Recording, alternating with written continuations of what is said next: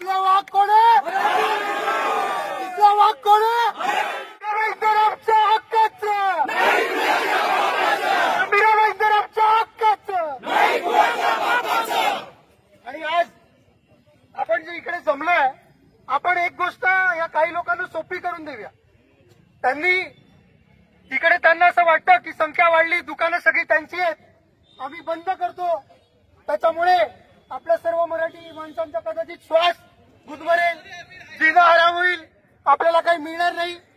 आपण पाणी प्यायलो ना, चहा प्यायलो ना, पाणी आलं ना, दूध आलं ना, लाईट आली ना, सगळं मिळालं. मग आता आमच्यावर एक उपकार करायचं शेवटचे 5 वाजेपर्यंत नाही, कायमचं बंद करायचं.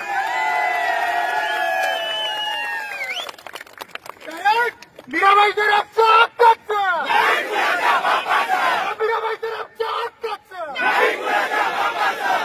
इकडचे काही स्वयंघोषित नेते आहेत, लोकांनी निवडून दिले, त्यांचे मराठी कार्यकर्ते आहेत, मराठी नेते आहेत, मराठी नगरसेवक आहेत, त्यांनी त्यांना निवडून दिलं, मराठी माणसाने मतदान केलं.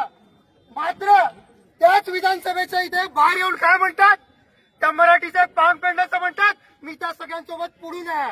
अरे तर त्या सगळ्यांसोबत तुम्ही पुढून असाल तर मागून लाग आमची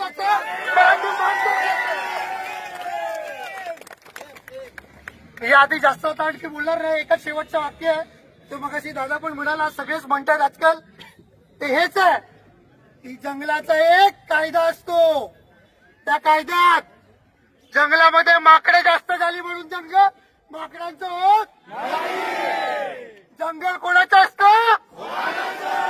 आणि इथला वाघ कोण आहे? इथला वाघ कोण आहे?